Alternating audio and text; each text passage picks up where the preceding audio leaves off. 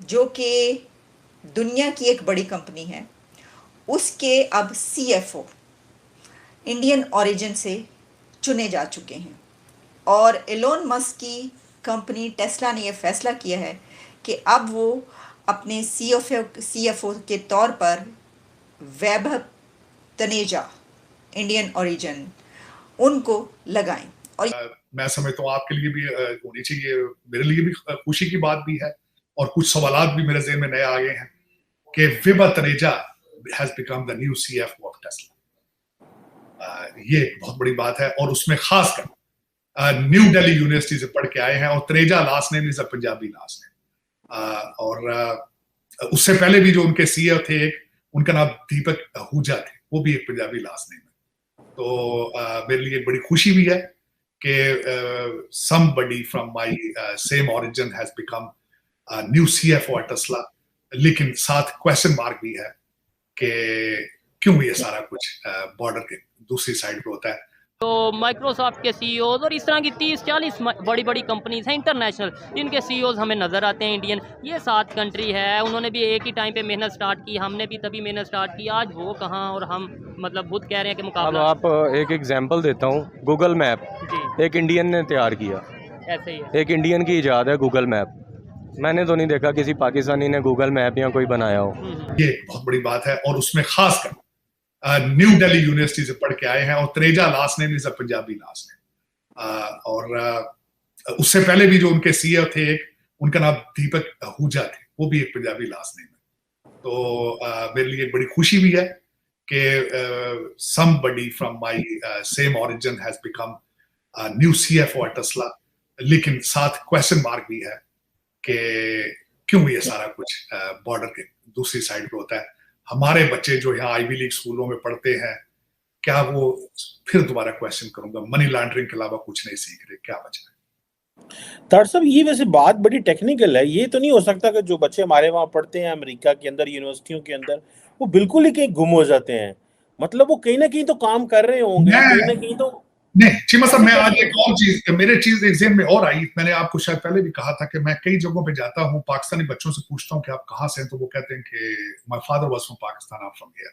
या तो फिर आइडेंटिटी सामने आना, उनको उनको इतना शर्मिंदगी होती है पाकिस्तानी बताने में, और या फिर उनको माँ बाप जो है वो प्राइड ही नहीं दे पाते उनको कि पाकिस्तान जिस तरह हालत है। या तो अभी मेरी अपना सेल्फ क्रिएटेड एक्सक्यूज है, लेकिन क्या वजह है इसकी मुझे कुछ समझ नहीं आई। कि या फिर मैंने आपको कहा था चीमा साहब, मैंने आपको रिक्वेस्ट भी की थी, मैं बल्कि अक्सर दोस्तों से रिक्वेस्ट करता हूँ कि अपने लास्ट नेम पे प्राइड रखा करें। आप जो कुछ भी हैं, खुदा ने हर इंसान को बहुत खूबसूरत और वेरी इंटेलिजेंट बनाया है, जैसा भी हो, जो कुछ भी हो। मैं जितना आपसे बोलता हूँ पाकिस्तानी लुटेरों के खिलाफ बोलता हूँ, लेकिन मेरी मादर मिल्लत, मेरी जान है, पाकिस्तान है। By aggression towards the people, those are looting my motherland. मैं पाकिस्तानी हूँ और मुझे प्राइड है, और मैं पैदा पाकिस्तानी हुआ था, मरूंगा पाकिस्तानी।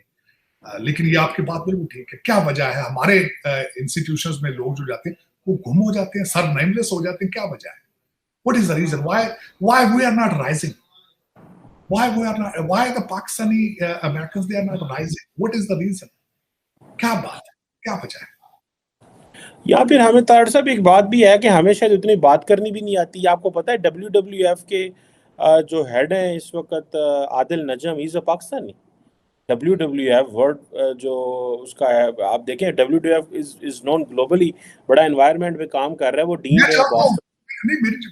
मेरा जिक्र, मैं जब लेकिन की कैंपेन में था, he is a very committed Democrat and very left wing mindset के साथ I have an interaction with him.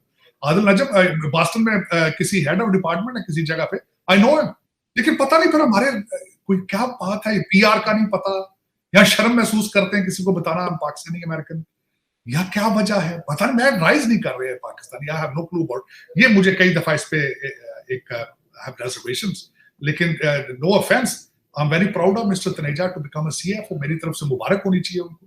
और हम बहुत बड़ा पोर्टफोलियो है टेस्ला। देखें, इसमें एक रीजन देखी जा रही है, Tesla is moving their products to India manufacturing, and maybe they needed representation because उसमें तरेजा साहब has studied from the New Delhi University. लेकिन it's a big portfolio. I'm very proud of him. Congratulations to तरेजा साहब. बिल्कुल सही कह रहे हैं तार साहब, आपने जब थोड़ी देर पहले कहा कि पाकिस्तान के पढ़े हुए बच्चे जब पाकिस्तान के अदारों में लगेंगे तो वो हमारे लोकल सॉल्यूशंस हमारे अवाम के लिए ढूंढेंगे।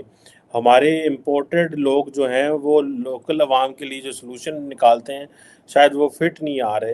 तो जैसे ये आप तनेजा साहब की बात कर रहे हैं, अगर वो इंडिया से पढ़े हुए हैं, एटलीस्ट अगर एक डिग्री इंडिया से है और एक डिग्री उन्होंने बाहर से जाके डेफिनेटली ली होगी, और in case I have not seen his portfolio so, लेकिन ये है कि at the end of the day आपने सही कहा, कांग्रेचुलेशंस।